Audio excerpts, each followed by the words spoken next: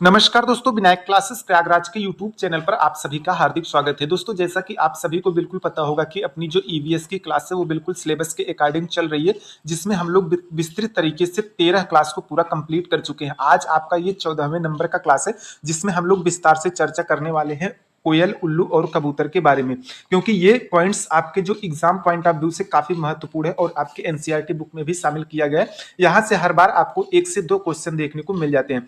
तो कहीं ना कहीं आज की ये वीडियो आपके लिए बहुत ही ज्यादा इंपॉर्टेंट होने वाली है। तो आप सभी से एक ही गुजारिश है कि आप सभी लोग बिल्कुल साथ में पेपर और पेन लेकर के बैठिए, ताकि आपको जो इंपॉर्टेंट पॉइंट्स मिलते जाए उन सभी चीजों को आप साथ साथ में नोट डाउन करते जाए, ताकि एग्जाम के समय आपको रिवीजन करने में थोड़ी सी सहूलियत महसूस हो।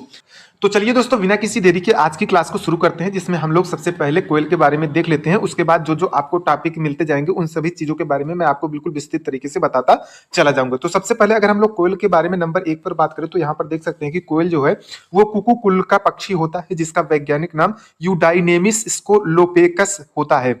यानी कि दोस्तों, आपका कोयल का जो वैज्ञानिक नाम है वो भी आपके सीटेट एग्जाम में पूछ सकता है, और आपका ये भी पूछ सकता है कि कोयल जो है किस कुल का पक्षी है। तो आपको बिल्कुल नोट डाउन करके चलना है कि कोयल जो है वो कुक्कू कुल का पक्षी होता है।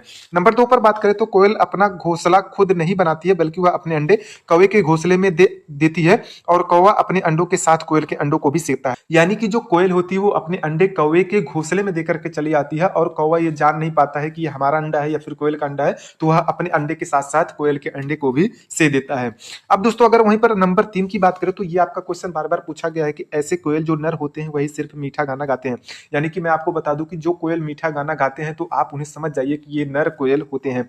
यानी कि मादा कोयल जो होती है वो मीठा गाना नहीं गाती हैं। तो कहीं ना कहीं आप देख सकते हैं कि कोयल से आपको 3 पॉइंट मिल गए, और यहाँ से आपके भर भर के क्वेश्चन आपके सीटेट एग्जाम में देखने को मिल जाते हैं। अब दोस्तों, अगर हम लोग आगे उल्लू के संबंध में बात करें, तो उल्लू भी आपका बहुत ही महत्वपूर्ण टॉपिक है, जो कि आपके सीटेट एग्जाम में बार बार पूछ लिया जाता है।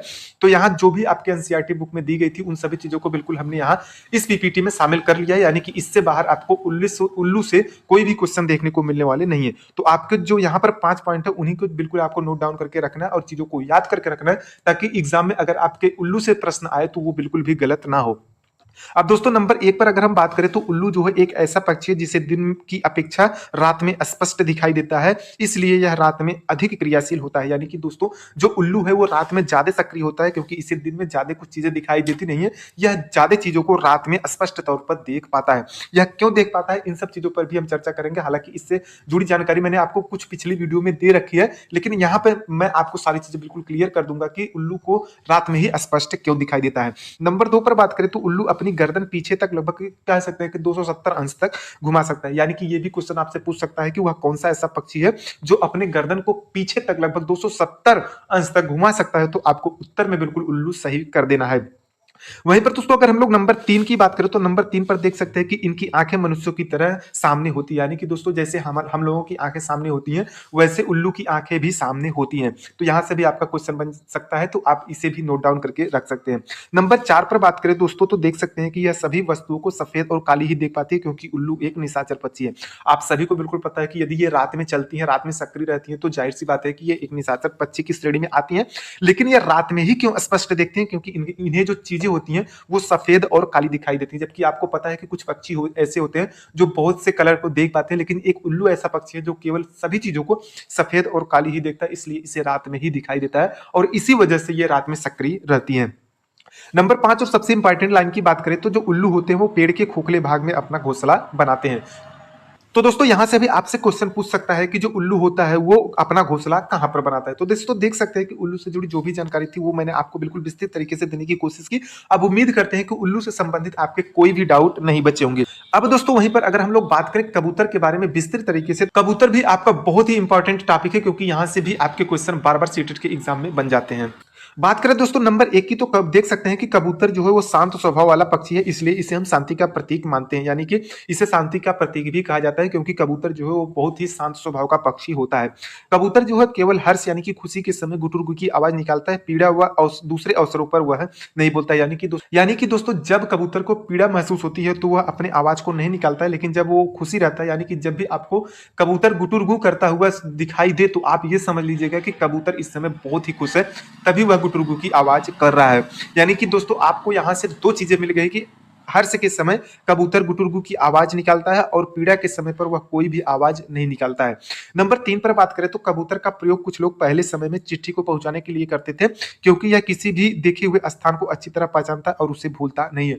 यानी कि दोस्तों आपने सुना होगा कि पहले के समय में लोग चिट्ठी पहुंचाने का काम कबूतर से ही करते हैं, क्योंकि कबूतर को रास्ता जो है वो बहुत सटीक तरीके से पता होता है। यानी कि अगर ये चीजों को एक बार देख लेता है तो कबूतर कभी भी उन स्थान को नहीं भूलता है। अर्थात अगर दोबारा आप वहां पर किसी भी चीज को भेजना चाहेंगे तो कबूतर वहां पर बहुत ही आसानी से पहुंच जाता है, क्योंकि इसके अंदर एक खासियत होती है कि यह किसी भी चीज को जल्दी से भूलता नहीं है। अब दोस्तों वहीं पर अगर हम लोग नंबर 4 की बात करें तो कबूतर जो है अपना घोंसला मनुष्य के घरों में, पुराने और मकान के खंडहरों में बनाते हैं। यानी कि जो ये कबूतर होते हैं अपना घोंसला जो है मनुष्य के पुराने घरों में बनाते हैं, मकानों में बनाते हैं जो पुराने टाइप के होते हैं, या फिर जो पुराने खंडहर होते हैं वहां पर इनका घोंसला आप देख सकते हैं, वहीं पर ये अपना घोंसला बनाते हैं।